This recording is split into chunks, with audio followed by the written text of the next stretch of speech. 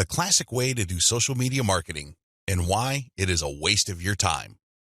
Before I jump into the actual meat and potatoes of this training, I need to devote some real estate to how other people are doing social media marketing. I need to do this because it's very tempting for people to engage in the same practices. I can see where they're coming from. It is easy. It's like seeing some chump change in front of you, and it's almost irresistible to fight the urge of bending over and picking up that change. But when you do that, it will throw you off. It will give you a false sense of incentive or reward, and don't be surprised if you end up giving into your worst instincts, only to walk away with less than nothing. This happens all the time because human beings, being the way they are, would always take the path of least resistance. Who can blame them?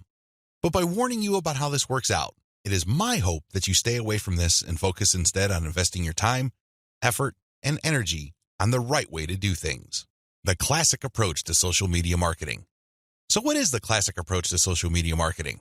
Well, it's actually quite simple. Whether we're talking about Instagram, Twitter, or Facebook, you need to only follow, like, or friend people who are interested in your niche. You connect with all these people, and then after you have followed them, a lot of them would actually follow you back. For example, on Twitter, for every 100 follows, don't be surprised if maybe 20 to 30 people follow you back. Now, this is where it gets really bad. Classic social media marketers would then spam their followers. They would just send all sorts of unrelated garbage, and then they would unfollow. Do you see the pattern? Follow, get followed, spam, unfollow. I wish I could tell you that they do this sporadically, but instead, these self-professed professional marketers use all sorts of sophisticated software to do this. Up until a few years ago, this worked like a charm. This was a great way to get a lot of Twitter traffic, but not anymore. This pattern instead can get you banned. More importantly, whatever traffic you do manage to get using this tactic is not going to be any good. Why? There's no targeting. You're not pre-qualifying these people who would follow you. The only reason why they followed you in the first place is because you followed them first. Where's the selection there? Where's the targeting there? Now, you can make wild guesses, but ultimately, it's a volume game and it leads nowhere. The return on effort is not there. I'm not saying that you can't make any sales doing this technique. I'm not claiming that. But what I'm saying is that whatever rewards you get are not offset by the wasted time, effort, and energy, as well as opportunity costs involved. You're better off using a quality-based approach. Audiences are looking for quality. The bottom line to modern social media marketing is to use quality content. Your content will speak for you. Your content will do the pre-sales job regarding your brand. In other words, your content is your representative. It speaks to the values you want your brand to be associated with. The sad reality, even if the follow, get followed, spam, and unfollow technique still works for some people, the rules have changed. Social media platforms will reward or punish you based on engagement. If you want an extreme example of this, just look at Facebook. Facebook used to be a traffic gold mine. Not anymore. You need a really high level of engagement to preserve your reach on Facebook. If you get normal levels of engagement, good luck. That's how bad things are, and that's why I need to take this time to spell out why this classic social media marketing no longer works. Other failed methods. I would be remiss in my duty to educate you on failed social media marketing strategies if I don't also mention other failed techniques. First, hashtag hunting no longer works. This technique involves marketers finding hashtags that are trending. They basically would publish niche-specific content, but use unrelated or irrelevant hashtags and pair them with their content. They do this because they want to hitch a ride on the upward trend of those hashtags. They know people are searching for those hashtags. They know that these hashtag trends are hot, so they want to poach as many eyeballs as possible. Unfortunately, the traffic that you get is not going to be any good. People are looking for specific types of information, and when they see that your content is so obviously unrelated, they're not going to click through. You might even get reported. Another failed method you should stay away from is influencer spamming. There are many influencers in most all niches. If you want to see this in action, go to Facebook or Twitter. There are many specialized pages and specialized Twitter accounts. Now, constantly mentioning those influencers on your content is not going to help if your content doesn't really add any value. There has to be a reason why you are engaging with these influencers, and drawing their attention is not enough. Getting them to look at your content because you think your content is hot is a lousy idea. Instead, you should focus your engagement tagging based on what they did. For example, If an influencer was talking about recent trends in athletic shoes, then that person would be fair game for an article I post regarding the latest trends in athletic shoes and what they mean in terms of the bottom line of large footwear apparel companies.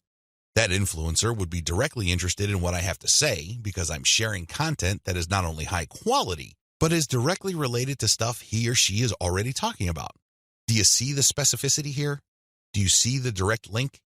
Now, compare this with an influencer who talks only about Forex, and I tag that influencer when I'm talking about Bitcoin.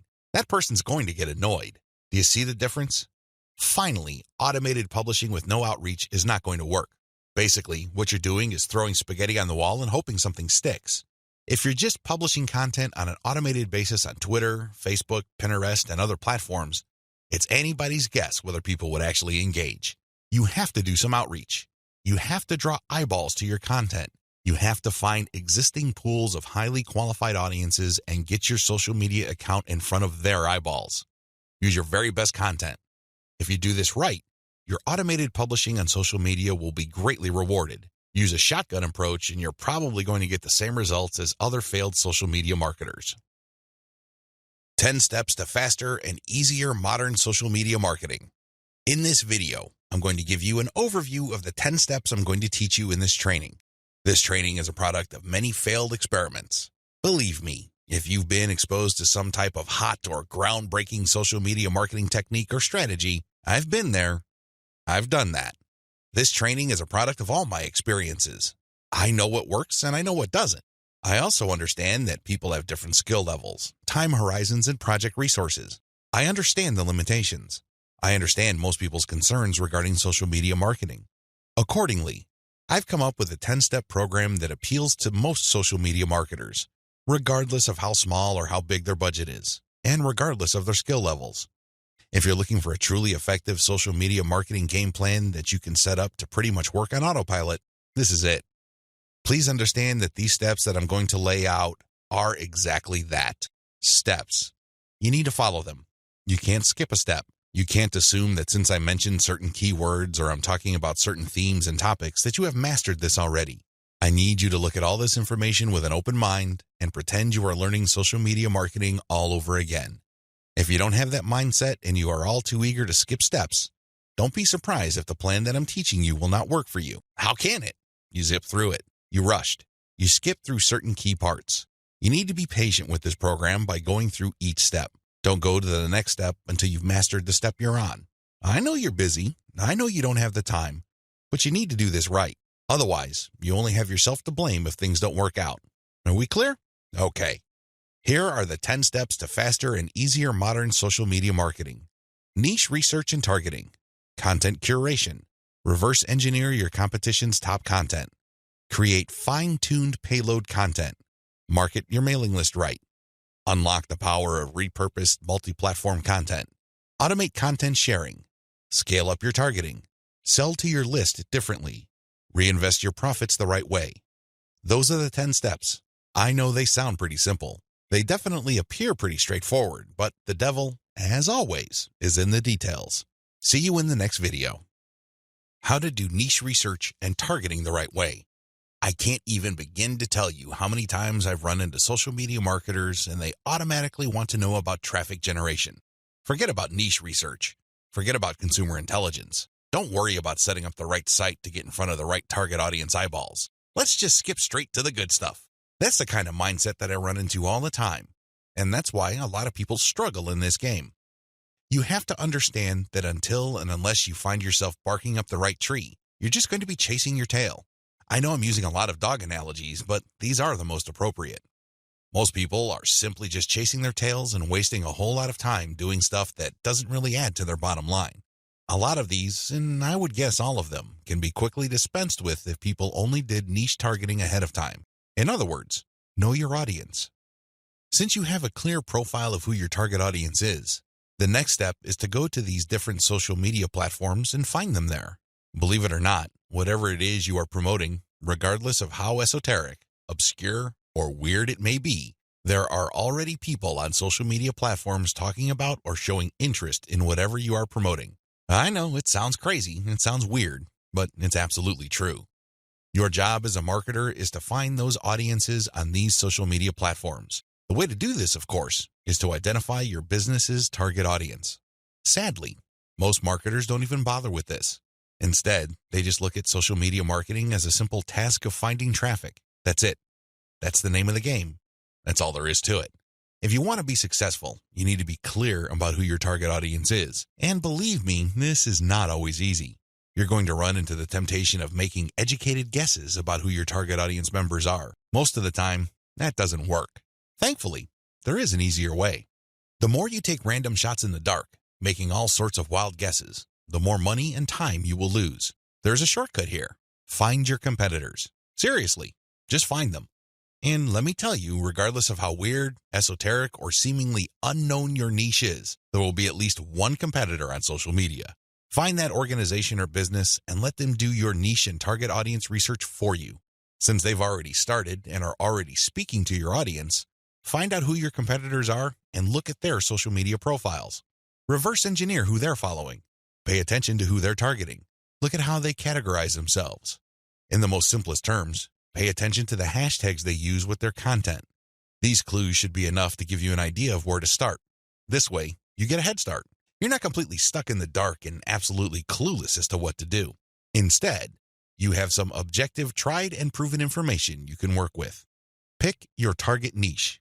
You have to remember that every business can be positioned in at least one of two ways. The bigger your niche, the more angles you would have at your disposal. You can look at different subsegments of your niche. You need to understand how this works because you might think you have a clear niche, but it may well turn out that there are many different layers or tiers to that niche. There might be different subsegments there. You should have a clear understanding of what your niche is generally and what subsegments exist within that larger niche. Again, you can reverse engineer your competitors to take a stab at this. Regardless, you need to do this. You need to get this information. Now that you have an idea of what your target niche is, go to the different platforms like YouTube, Facebook, Twitter, and Pinterest. Now, look at whether these places have sizable content areas or messaging areas like Facebook pages, groups, Google Plus communities, Twitter hashtags, Pinterest pinboards, and existing YouTube channels. Pay attention to these places and see if your niche is big enough on those different platforms. If you notice that a particular platform doesn't really feature that much content for your specific niche, this is a red flag. The demand may not be there. The audience size might not be worth your while. On the other hand, if you see there's a lot of videos regarding the topics that you're going to be hitting, this may be a good sign. But you need to do another level of analysis. Pay attention to the number of competitors you have. If there seems to be a huge number of competitors fighting over the same niche, then this is going to be a problem. But if it turns out that there's a lot of content targeting your niche, but they're only produced by a handful of people or organizations, this is an encouraging sign. Also, pay attention to how active your target audience members are. Look at the content that's being shared regarding your niche. Do you see a lot of engagement? Do people share this stuff? Is this hashtag quite prevalent? Look for these and other objective indicators of activity. When you wrap your mind around these indicators, then you should have a clear idea of whether you should target your niche at a particular platform or whether you should ignore a platform altogether. List out your niche indicators. While you're doing reverse engineering, pay attention to how your niche is indicated on platforms. These involve hashtags, categories, keyword targets, labeling patterns, and tags. Use these to do the analysis I described above. Again, in any niche, there are sub-niches. So your goal here is to find a sub-niche or a way of positioning your content so you don't run into a ridiculous amount of competition. You're still tapping into a sizable pool of demand, but you're not making things impossible for yourself by running headlong into well-entrenched professional competition. You will probably need to keep experimenting with different sub-niches until you find one that is promising enough. Content curation, your secret social media marketing weapon.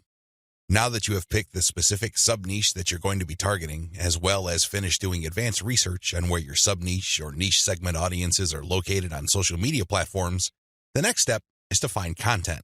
I've got some good news and some bad news. The good news is that you stand to save a lot of money. The bad news is that you need to put in a lot more time and pay attention to details. There are no two ways about it.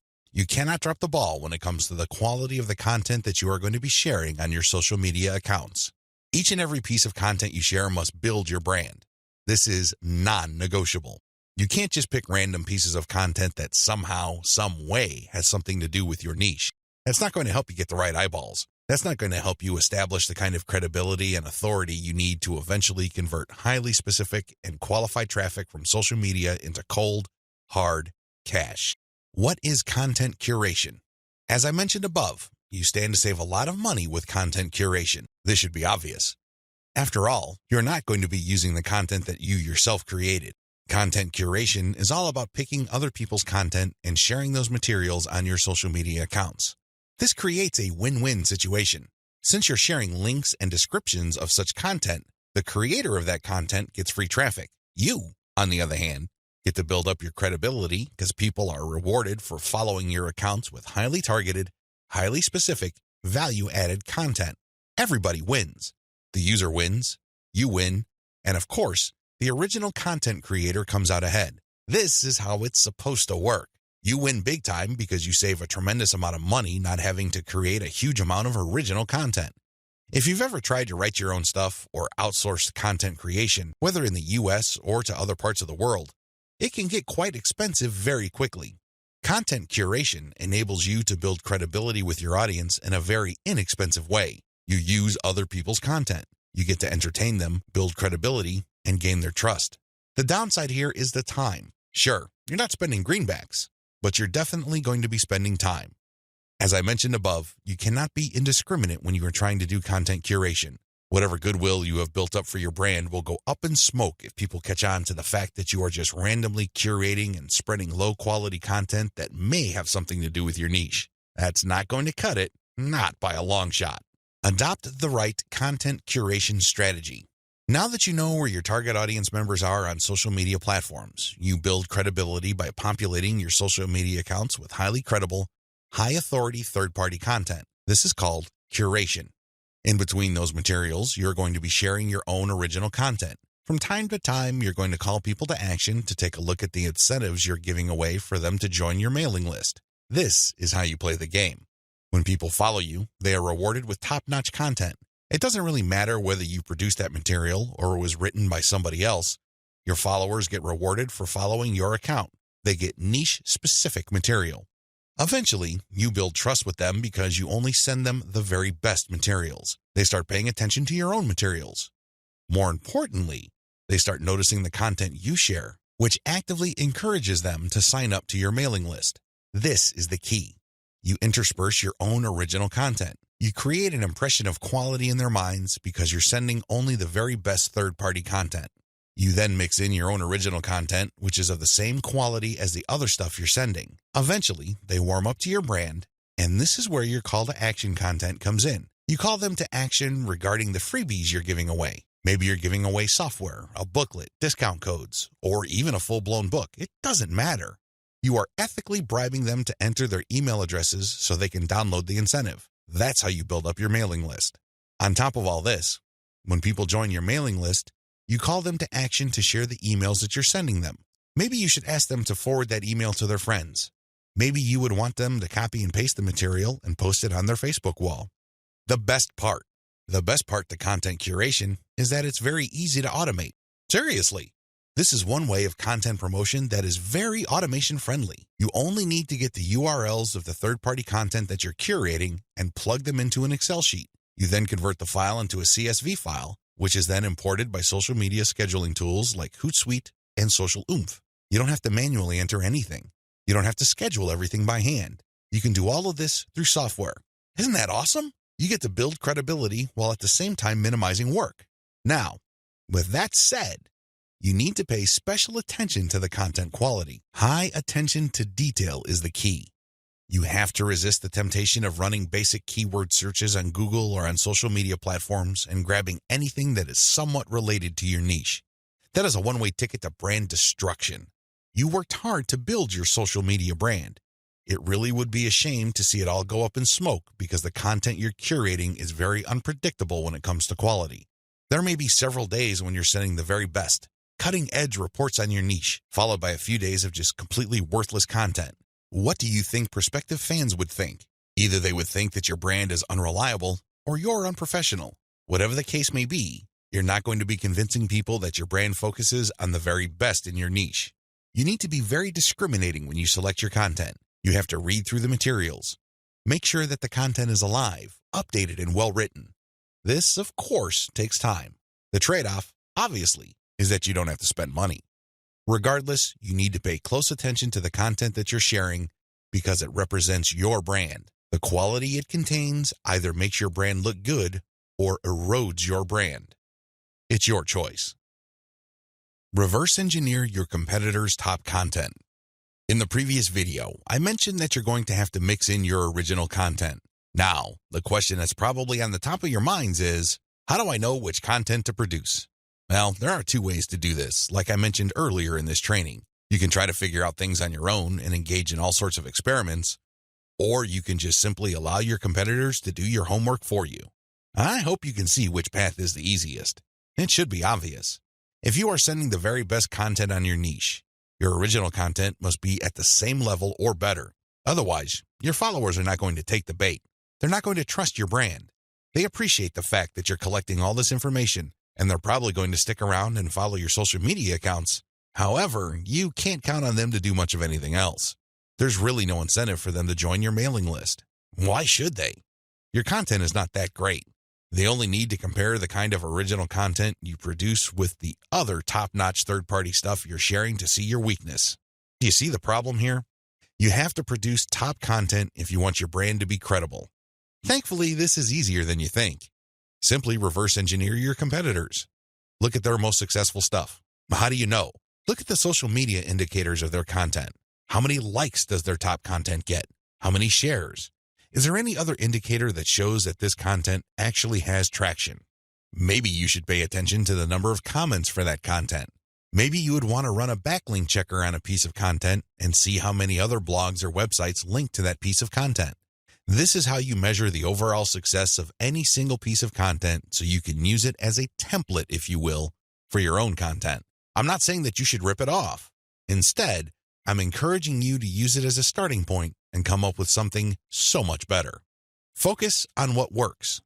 When you look at your competitors' most social pieces of content, you are basing your own original content on themes and topics that actually work. They have traction with your target audience members. You're not wasting money or time taking wild guesses. This is one of the most common mistakes social media marketers make. They think that they have the best ideas regarding hot content in their niche, so they come up with all sorts of content that they think is just plain awesome, only to fall flat on their faces. I'm telling you, for every 100 pieces of those types of original content, maybe 10 would gain any sort of respectable traction in your niche. It's too expensive, and it burns too much time. Thankfully, there is a better way. You just need to reverse engineer your competitors' most successful content. Use that as a starting point. You can adjust them. You can modify them. You can come up with your own variations. But at least you get a head start. At least you're in the ballpark when you start off. You're not just taking random shots in the dark. Learn from your own success.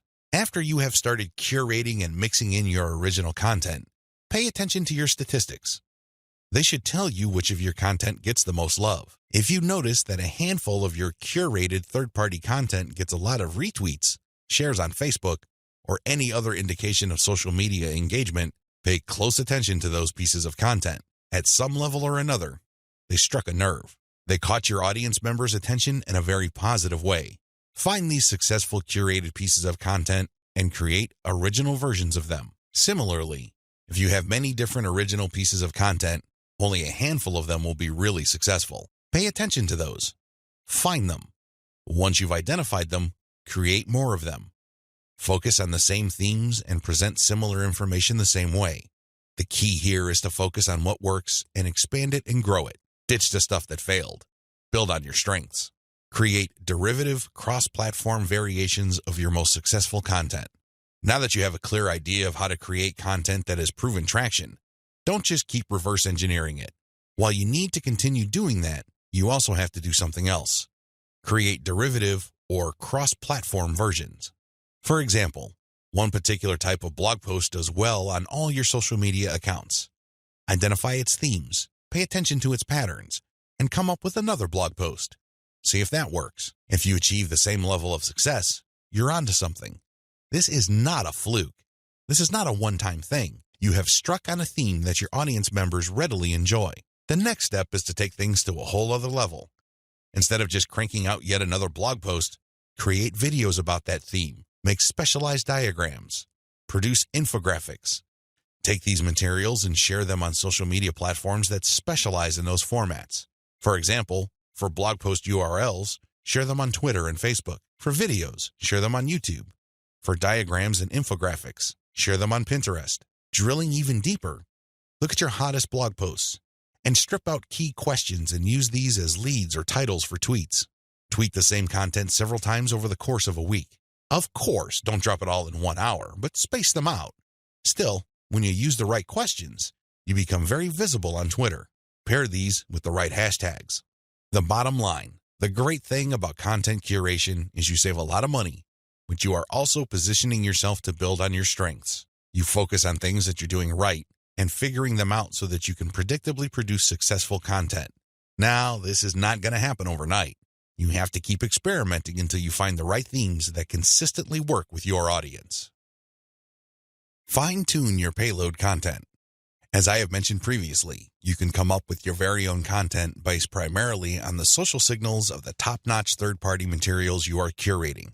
Put simply, when you are going through your research, you will keep coming across certain pieces of content which get a lot of engagement on social media. These are all the objective indicators you need to understand that you are looking at high-quality, high-demand content. At that point, you can come up with your own version of that content. You can use it as a template, so to speak. Another approach would be to just do curation first. You just take all the high-quality third-party content with great social signals and put them all on auto-publish on your social media accounts. You run this curation campaign for several weeks. Soon enough, you will see a pattern. Eventually, you will see that some of these materials get a lot more engagement than others. At that point, you can then come up with your own version. Personally, I pick my own content using both methods. If I'm in a hurry to get people to sign up to my mailing list, I do the first method. But if I'm unsure about the niche or I'm still trying to feel my way around in terms of understanding my audience, I would stick to the second method. There's really no one right answer. It really all depends on your situation. The great thing about the second method is that you are picking out your original content strategy based on what actually works in terms of your social media accounts. You have to understand that even though high-quality third-party content may have a lot of objective social signals, those signals may have been generated in different contexts. Maybe the original publisher was doing something that you may not be doing. Do you see how this works? Still, you can definitely do the first method if you're in a hurry. But if you have some time to spare, you might want to try the second method. Do curation first, let it run, and then pay attention to your statistics. You should be able to see a pattern. In fact, based on my experience, content that tends to do well often falls within a narrow range of themes. In fact, in some of my campaigns, almost all of the content that got a lot of love from the internet was focused on one question. That's how focused your audience's needs may be. You should pay a lot of attention to the following. Look at the engagement of the content and the click-through. A lot of social media marketers drop the ball at this point. They think that it's all about engagement. I'm telling you, regardless of how many likes, shares, or comments a piece of content gets, if people don't click through, those engagement signals are not worth much. Remember, at the end of the day, you want traffic. That's the whole reason why you're doing this in the first place. Getting caught up in how many shares, likes, or comments you get is not going to do you any good. You have to always pay attention to the click-through. There has to be some sort of ratio between total engagement and click-through. The higher the ratio of the click-through, the more attention you should devote to a piece of content. Study high click-through and high engagement content closely. Now that you have identified curated content that performs well, the next step is to analyze them with a fine-tooth comb. Ask yourself, what problems are people interested in when they read this piece of content? How are these pieces of content positioned or presented? Do they use some sort of emotional headline? Do they use subheadings that ask questions? Do they drag the person along? Or do they just lay out the information dead center? Pay attention to cosmetic issues. People do judge a book by its cover, and blog posts and articles are no different. How are these materials formatted? Do they have big pictures? Do they have header pictures? Do they use diagrams? What are they doing exactly? Once you've answered all these questions and you're comfortable with the answers you got, the next step is to create your own content specification sheet. This is going to be your template. Now, make sure that you're not just basing it on one successful piece of content. That third-party content might be a fluke. The company behind it might just have gotten lucky, and for some reason, that piece of content went viral. That's not going to help you. You have to base your template on the success of many different pieces of curated content. This way, you can be more confident of the fact that even if you barely comply with all the specifications, you would at least get some decent and positive results. Using the information above, create payload content. Now that you have gotten your template together, you need to create your own high-quality, high-engagement original content. This content is going to be used to sell people on your mailing list. When they read this content, they're supposed to get excited about joining your mailing list. This is content that is most likely to be credible and most likely to be shared. Are you excited? Well, don't get too excited. A lot of people jump in with both feet and they end up sabotaging themselves because the payload content they create looks like an advertisement. That's obvious spam. Nobody's going to trust you with that. You're obviously trying to pull tricks and play games. That's not going to work. Instead, the content must be informative. Think of it as an infomercial. You're selling something, that much is obvious. But people have to walk away with solid value. You have to walk that tightrope. There's a thin line between shoving stuff down people's throats and providing solid value without asking for anything in return. You have to come up with a decent compromise between the two. The bottom line is, whatever you do, the content you produce must be valuable. It must add value to the lives of people reading your materials. That's how you build credibility. That's how you get people to get excited about your mailing list. Remember, your list is supposed to add value to their lives. It's going to be very hard to give that impression when the content that you share is worthless. I hope you can see that. I'll see you in the next video. Market your list right. Now that you have figured out your payload content, the next step is to understand what kind of giveaway you're going to have to use to get people to sign up for your mailing list. In an ideal world, people can see the value you bring to the table. They only need to look at the content you share as well as the crucial information they get from your premium content. They see this premium content and they see what you're about, what you have to offer, and why it's such a good idea to sign up to your mailing list. Unfortunately, things don't work out that way. Even if you have the very best blog posts and articles on your website, people still need a push to sign up to your mailing list. This is where incentives come in. You're going to offer free, high-quality premium content, but you're going to repackage it in a way that people would appreciate. Maybe you put in a book. Maybe you come up with some sort of cheat sheet or resource sheet. Or perhaps you can strip it all down into a booklet or even convert it into software form. Whatever the case may be, this premium free giveaway content is going to act as an incentive for people to join your mailing list. They get a copy of whatever it is you are giving away for free in exchange for their email. I call this an ethical bribe. You're bribing people to sign up to your list. Normally, they wouldn't. Only a very few people would take the time and bother to sign up for your list, regardless of how awesome your blog posts and articles are. That's just the reality. Finding out what to use as an incentive. I hope you can see the logic behind giving away freebies so people can sign up to your mailing list. People need a push. People need some sort of extra sweetener to get the deal going. They need something extra to get them off the fence and onto your mailing list. Now, the next step is to figure out what kind of incentive to give away so people would join your mailing list. The good news is, you don't have to start from scratch. You don't have to take wild guesses. You don't have to take shots in the dark. When you pay attention to your top-performing original content, you should have all of the information you need to come up with a compelling incentive. For example, if you run a gardening blog and you notice that a lot of people click on share and otherwise engage with your content on tomatoes, it's probably a good idea to come up with a free giveaway book on how to build your own inexpensive tomato greenhouse. You see how this works? Pay attention to your best-performing original content. Look at the questions they answer and look at the questions they fail to answer. This way, you can use your popular content as a launching area for your incentive content. You let your readers know that if they need more information, and they will because the content that they're enjoying or missing certain items, they should click on this link. That link, of course, is your squeeze page. The squeeze page advertises your giveaway and lists out the reasons why people would want to download that giveaway. It's pretty straightforward.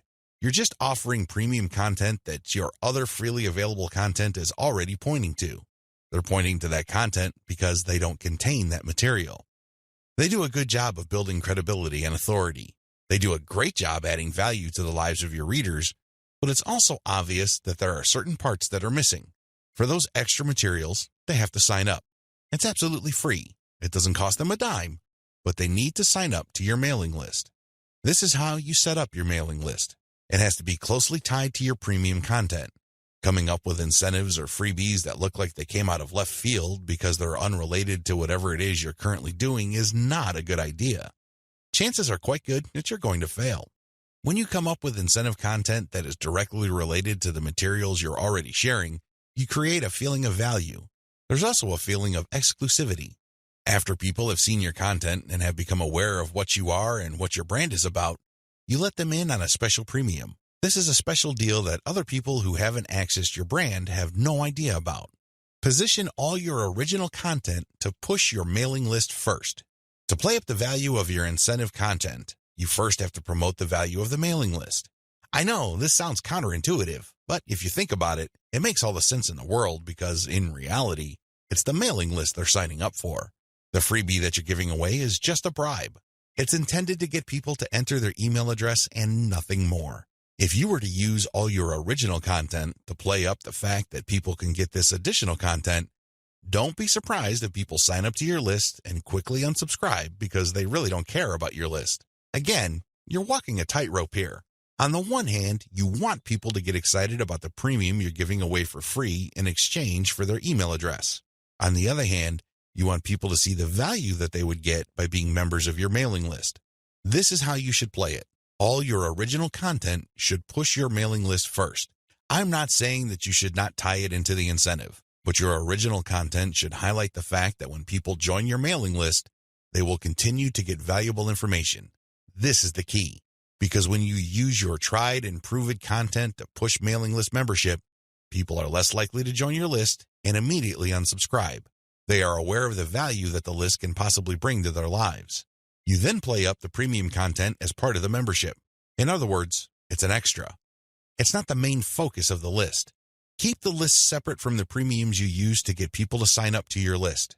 I hope this is clear because you want to play up the list first, but it must be obvious that you are using the premium content, whether it's a free book, a booklet, a cheat sheet, some sort of pre-recorded video, or something else, as a means to get people to make a decision. That's the bottom line. You want the incentive to push people to make a decision to join your list, but all your original content, and your website by extension, should push the reader to see the value of being a list member. A lot of social media marketers completely blow this. They think that it's all about marketing the incentive. Well, to continue with the example I raised earlier, what happens after you get people to sign up to your list in exchange for the greenhouse guide? That's right, nothing. Why? You played up the value of the greenhouse guide to such an extent that people are clueless as to what other value they would get from your mailing list. Indeed, don't be surprised if people start reporting your list as spam after you start sending them updates. They were so focused on getting the free book that the updates from your mailing list completely took them by surprise. This happens all the time because of faulty messaging on your blog or website. You cannot afford to play the game this way. You worked hard to pull all this social media traffic to your site. You spent a tremendous amount of time, effort, and resources to build a solid brand. Unfortunately, you're dropping the ball if you market your mailing list this way. You must sell the list first, but the incentive must be used to push people to make a decision. This is the proper order of priority. Anything else will fail. Set up your squeeze page for maximum social appeal. As I mentioned earlier, you should use your content to push your mailing list. You should use your content to upsell your squeeze page. But this doesn't mean that you can get away with badly designed squeeze pages. It's not going to cut it. Your squeeze page must be well designed. After all, this page is a specialized recruitment page. When people get on this page, you have to make the case as to why they should join your list, and not just for the incentive. While the incentive takes a big chunk of the real estate of a squeeze page, you should be clear about the fact that people are signing up to your list. With that said, you have to make your case. Why should people bother with your updates? Why should people stay on your mailing list? What kind of value would they get? Remember, people are always asking what's in it for me. Your squeeze page must answer that question effectively, clearly, and powerfully. Your squeeze page must be well designed enough to be able to make that connection, while at the same time, it must be easy to market on social media. Maybe you should have a graphic on your squeeze page that can be easily posted on Pinterest. Maybe you should have a video on your squeeze page that can be easily shared on YouTube. There are many ways you can go with this. What's crucial is that your squeeze page must be social media ready. At the same time, it should also do a good job of recruiting people. Set up the right confirmation page. When people join your list, thank them and make them feel welcome. You also have to clue them in regarding the content they should expect to receive. Make them feel that they just did the right thing. Make them feel that they solved a major problem. Not only do they get access to the digital freebie you're giving away, but they're also going to be receiving valuable information regarding a particular topic that they have problems with. This is how you sell the list. Simply hyping up and over-promoting the premium is not going to help you convert social media traffic into cash. That's just not going to happen.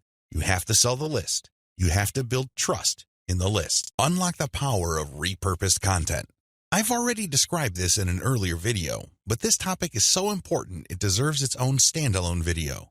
When you create original content for your blog or website, you already know that this content has some sort of traction in your niche. You already know that there is a significant amount of demand for this particular type of content. Not only did you base your decision on the social signals of your reverse-engineered competitors' content, but you're also picking out content choices based on your own statistics. In other words, you're basing your best content on tried and proven material. You're not taking shots in the dark. You're not taking wild guesses. You're not crossing your fingers and hoping that something sticks. Instead, you have based your decision on what actually works. Congratulations! But you shouldn't stop there.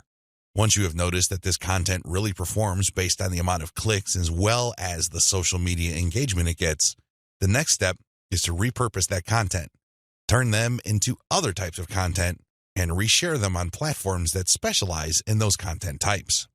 For example, if your blog post is getting a lot of retweets and clicks, you might want to strip the blog post into questions.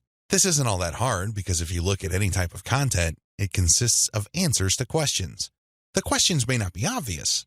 The questions may not be plainly stated, but the content is meant to address certain concerns. These concerns can be reworded into questions. Strip your most powerful and best performing content into a series of questions. Each question then is linked to the article or blog post that answers it. Tweet these and pair them with niche-specific hashtags. By using automation tools, you can rotate different questions that essentially promote the same piece of content. Since you're rotating hashtags, there's a high chance that different people looking for different segments of your niche would become aware of your tweet and possibly click through. Another thing you can do is turn your article into slideshows. Each article brings to mind many different mental images. Come up with different pictures for each of the topics raised by your article and create a simple slideshow using PowerPoint. Share these PowerPoint presentations on SlideShare. You can also use other tools to create a video from your slideshows. Once you've created these videos, you can obviously share them on YouTube. Alternatively, you can look through the issues you raised in your blog post and turn them into infographics. Infographics are essentially stripped-down graphical forms of articles or blog posts. They focus on the most important points you raised and make them easier to understand by the viewer by converting them into pictures. Share these infographics on Pinterest. Finally, you should make sure that all your blog posts or articles have a nice header picture. This way, when you load the link on Facebook, a nice preview shows up. It grabs eyeballs and people are excited to share the content. On Facebook, you have a wide range of content formats to choose from. You can share links, videos, infographics, photos, diagrams, and even audio files. After you share materials on your Facebook page, you should then get the link to that post and then share that Facebook page link in Facebook groups that cater to your niche or a related niche. This is how you unlock the power of repurposed content. If you play the game this way, you spend less time creating content and more time promoting. Promotion is the name of the game. You may have great content, but it's not going to do you much good if people don't even know it exists. For every hour you spend creating content, you should spend 10 hours promoting that piece of content. This is how you build up a successful mailing list. This is how you create a solid brand on social media. Start with powerful content, but create different versions and spread it on many different social media platforms. Use automatic content sharing. Before I get into content sharing automation, I want to highlight one other important reason why you should repurpose your content. If your audience members keep seeing that you talk about the same stuff over and over again, chances are you will lose them. People want to hear new stuff. People want you to explore other related needs of theirs. They don't want you to basically keep recycling the same stuff over and over again.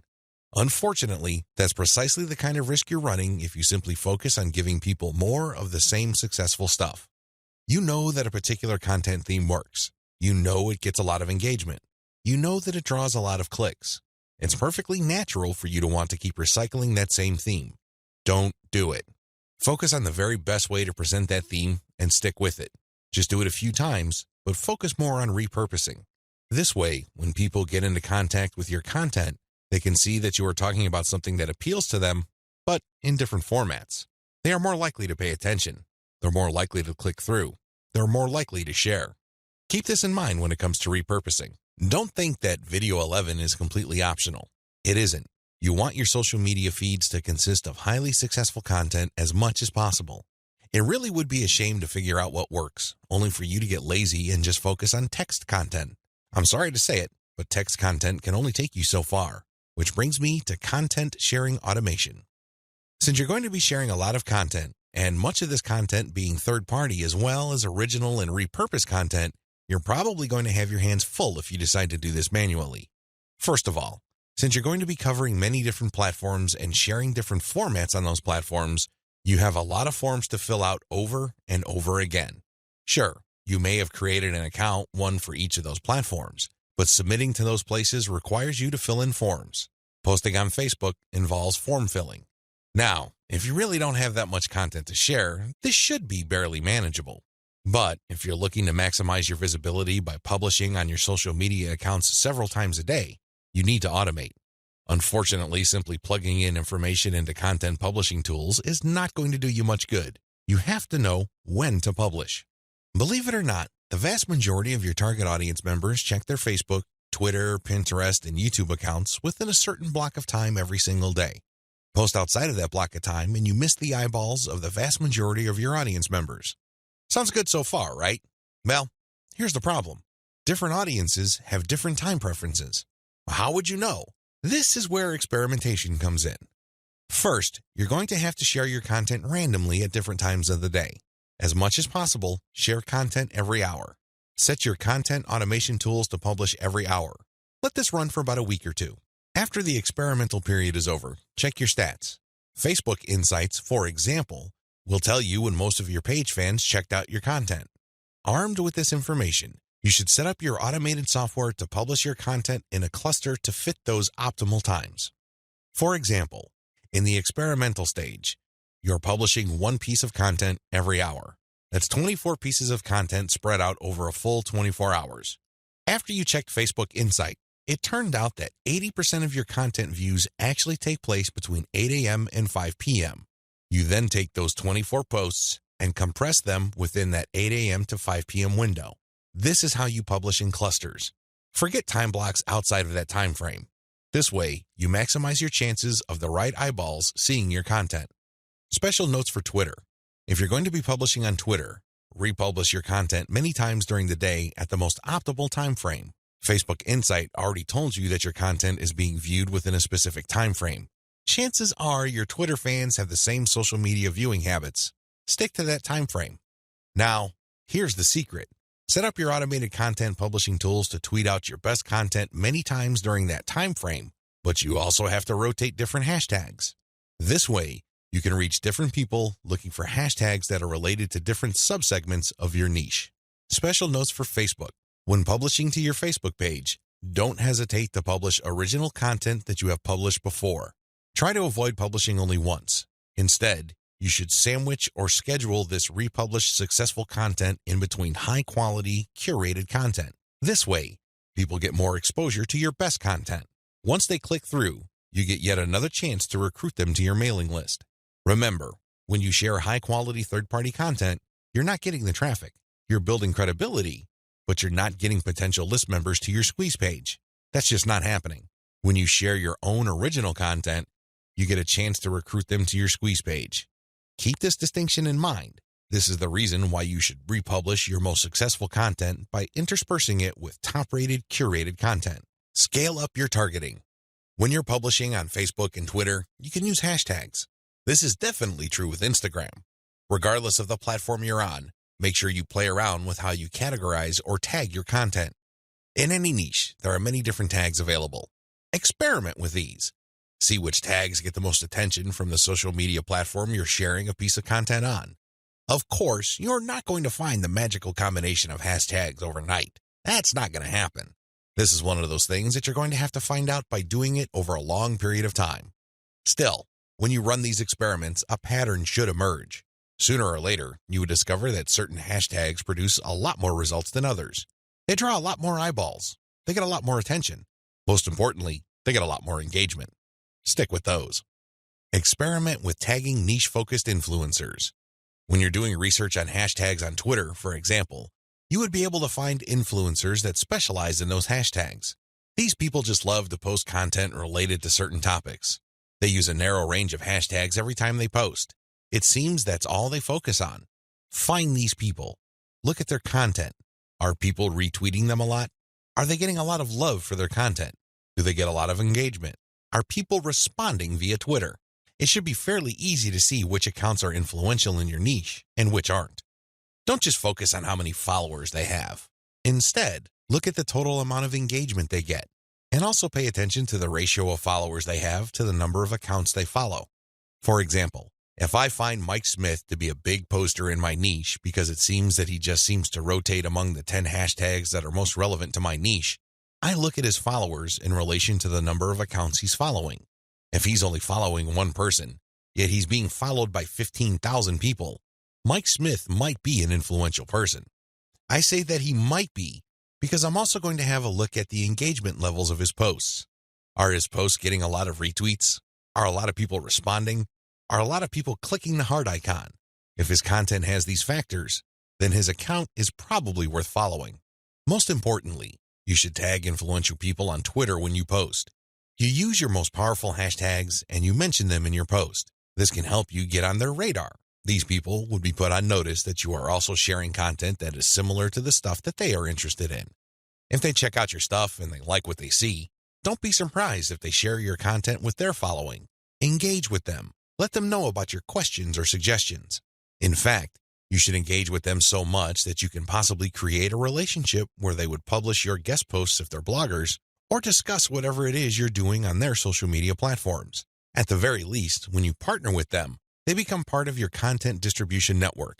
In fact, a lot of them can even get you interviewed on influential blogs in your niche. Don't think that influencer engagement is simply restricted to tagging people. That's just the beginning. That's actually the tip of the iceberg. They can do so much more for you. You just have to continuously engage them and be social. This doesn't mean that you have to kiss their butt.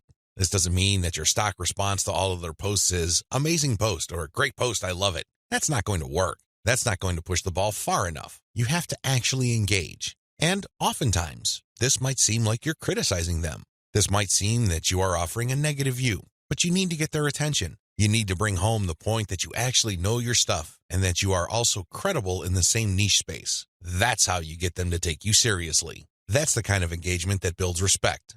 Otherwise, you're just going to look like another member of the choir. They really don't have any incentive to interview you or post your guest content. Why should they? You're not really sharing any information or suggesting any points of view that are different or distinctive. Experiment with paid traffic. Only after you have spent a lot of time drumming up free traffic from social media marketing should you even think of buying traffic. I know this sounds a bit extreme, but it's the absolute truth. Why? Well, in the beginning, you don't know when your target audience members will be reading your content. In the beginning, you don't know what their demographic breakdown looks like. How many males compared to females are in your audience pool? Do males or females like certain types of content that you share? What are their age ranges? Where are they located? I hope you see the big picture here. You have to use free traffic to do initial audience intelligence. Once you've gotten all these important insights, you can then start paying for Facebook ads and other platforms' ads. If you start any earlier than this point, you probably would end up wasting your money.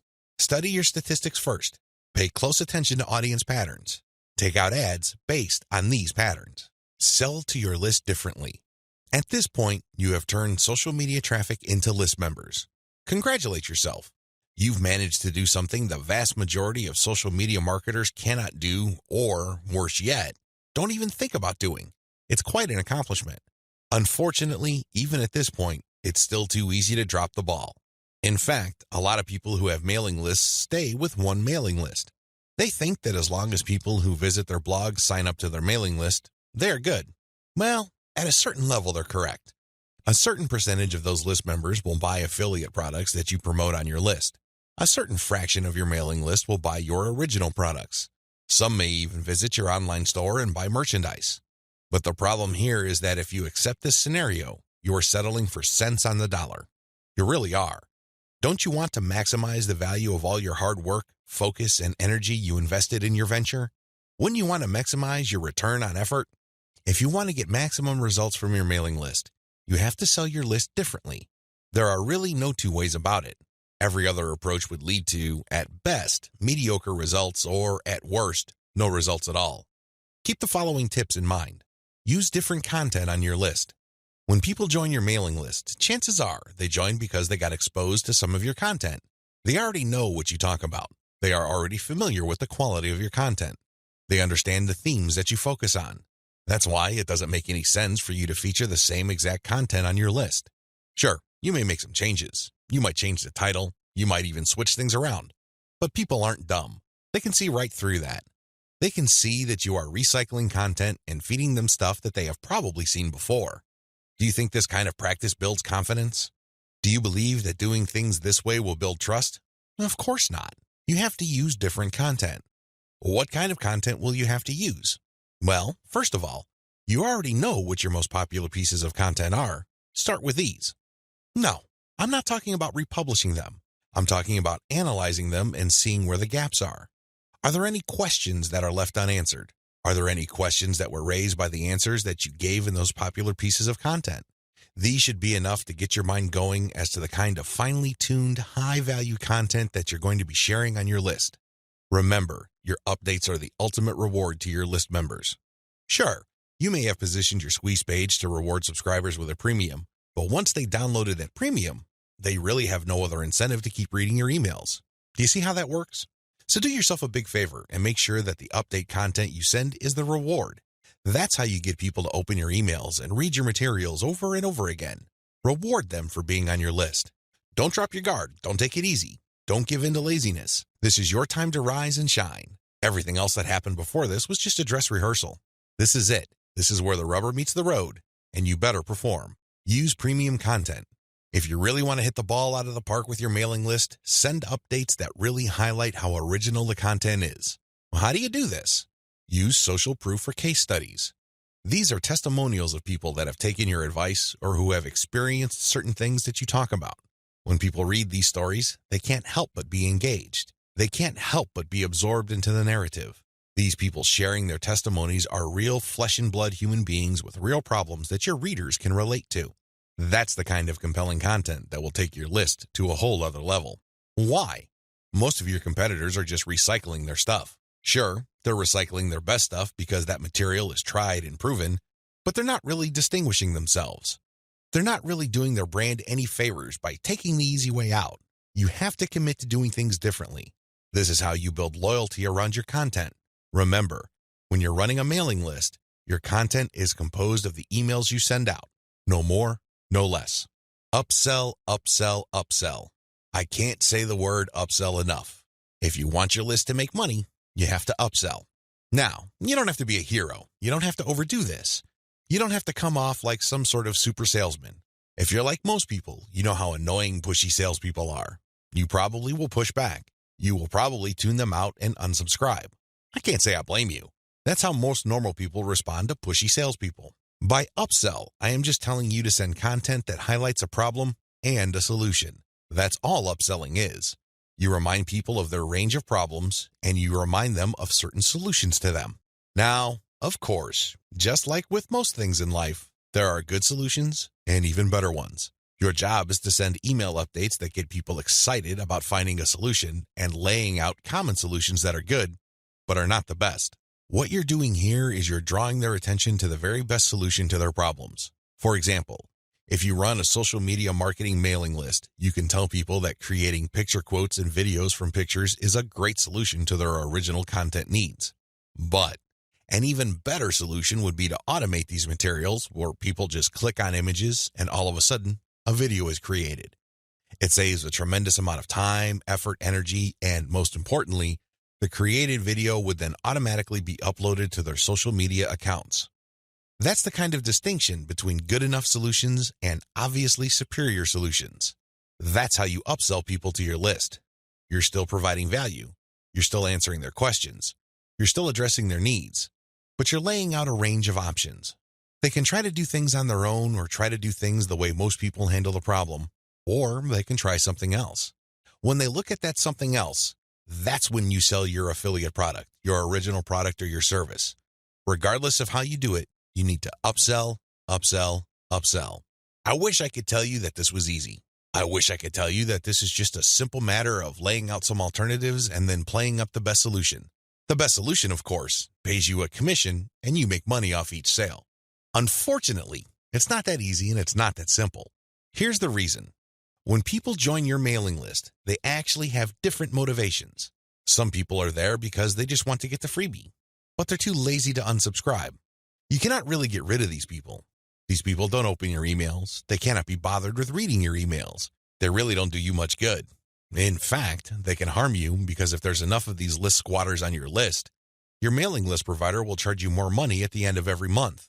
You have to actively filter out your list based on open rates so you can get rid of these individuals. Again, you cannot eliminate them entirely, but you can minimize their numbers. Other people are initially excited about your mailing list, but for some reason they stopped reading your emails. Even others constantly check your emails, and they really love what you have to share, but the problem is they feel that your premium offers are simply too expensive. Now let me clue you in on a secret. When somebody tells you that whatever you're offering is too expensive or too unaffordable, what they're really trying to say is that you haven't completely sold them on it yet. Alternatively, you haven't completely filtered them yet. Either they're not motivated enough or you did not give them enough reasons to be motivated. Regardless, they're still on the fence. You need to push them off the fence. Expert salespeople know this because in the big scheme of things, there's no such thing as unaffordable. If you talk to somebody and you convince that person that they absolutely need to buy your product, there's really no difference between a $10 product and a $1,000 product. They will get that product because you have elevated their perception of that product to the realm of need. People take care of their needs first. Their wants are often left at the back burner. I hope you understand this. I hope you get this.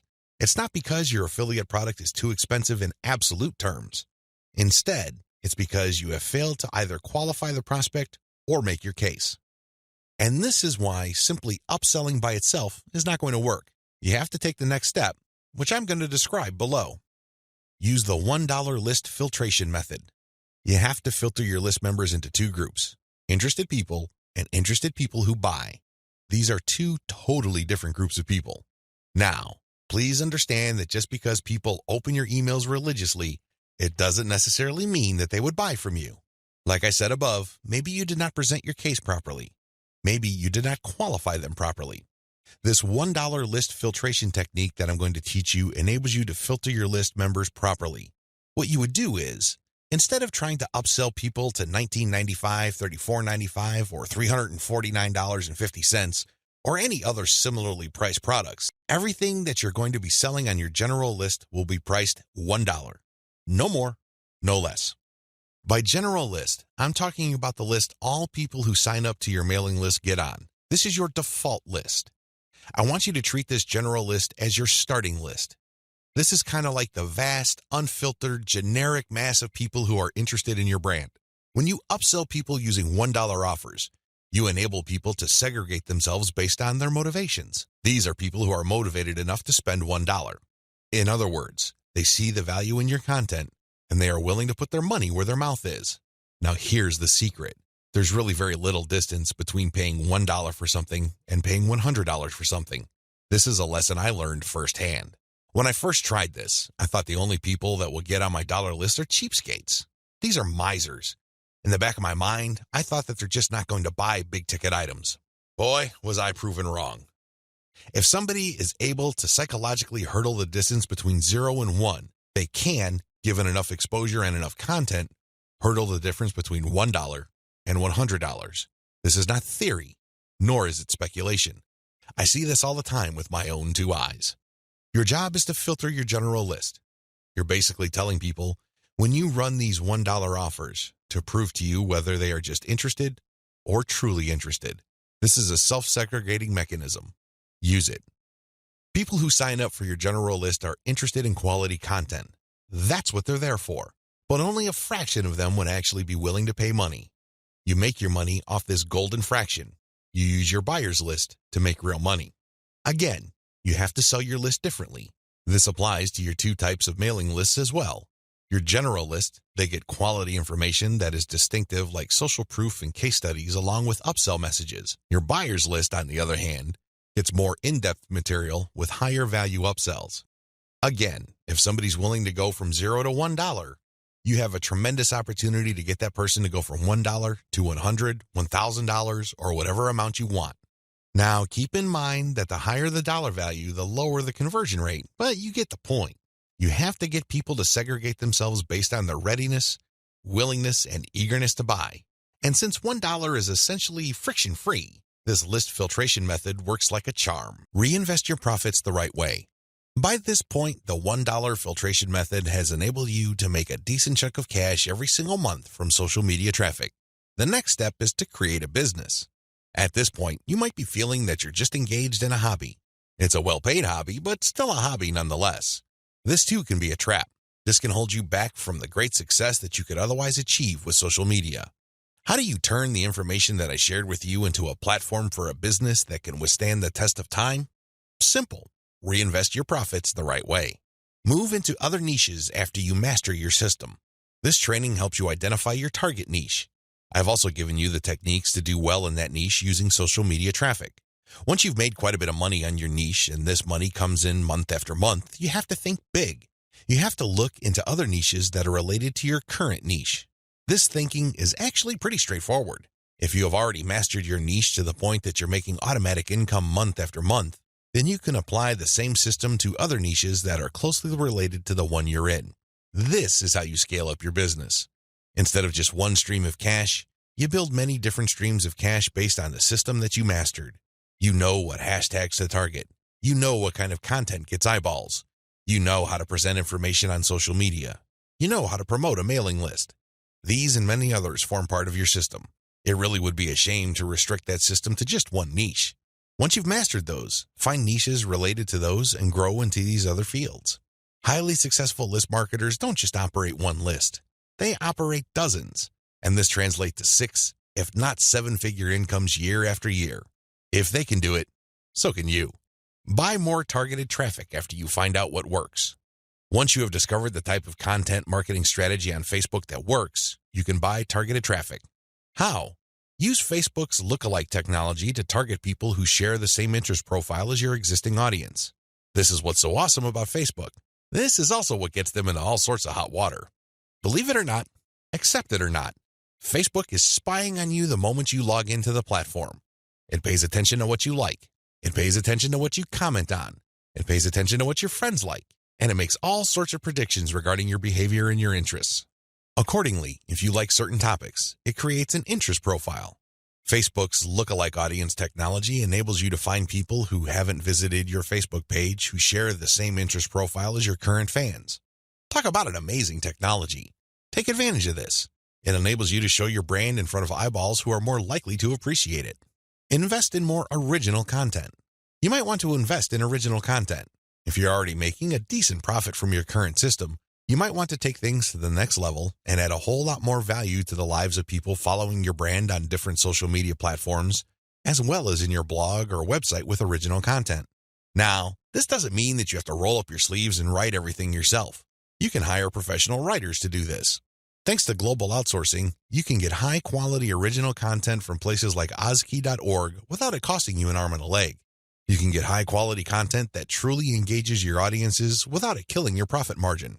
Invest in more content updates. This advice really flows from the previous point I raised. If you're going to be investing in more original content, automatically you will be investing in more content updates. You will have a lot more original materials to share. These two actions go together. Regardless, you need to step it up in terms of content updates so you can pack a lot more value. Invest in your original products. When you're started out setting up this system I teach you in this training, you probably would be focused on affiliate products. You get an affiliate from an affiliate program, you market that link on your email updates. When somebody clicks on that link and buys something, you get a commission. Pretty straightforward, very simple. Well, if you really want to make a lot of money, you have to turn your back on affiliate marketing. You really do. Instead, you have to sell your own stuff. The reason why you need to do this boils down to control. When you are selling other people's materials, you are at the mercy of their squeeze page, their landing page, and ultimately the quality of their product. What if their product sucks? What if their sales page converts only a fraction of the people it could otherwise have converted? You lose out. That's the bottom line. If you want to maximize your control over your income, you need to invest in your own original products. Thankfully, outsourcing is always available to you. You can outsource to professional companies like Ozkey.org or other specialized content producers to help you produce high-quality original materials for cents on the dollar. Sell your own video-based membership courses. The main problem with product sales online is, by and large, you're selling the item once. Somebody clicks the buy button, they pay, they get access to the download link, and that's the end of the story. They already have the product. They can enjoy it, they can throw it away, they can do whatever they want with it. But the transaction only took place once. Wouldn't it be awesome if people keep sending you money every month? Wouldn't it be great if you get recurring income? Well, that's exactly what you can enjoy when you sell your own video-based membership courses. For example, if you have a gardening blog, you can set up a video-based course where you teach people the ins and outs of garden cultivation. Every single month, each member's PayPal account or credit card account is billed a certain amount. You don't have to lift a finger. And this goes month after month after month until they cancel. The best part? You shot the videos once, yet you make money off them month after month. How awesome is that? This is called passive income. And the great thing about this is that you don't have to stick with video. It can be any kind of membership. Maybe you can give them access to pictures.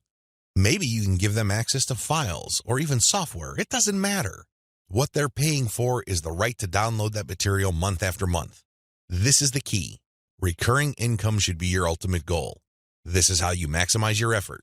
You're putting in less work while getting more money out of the system.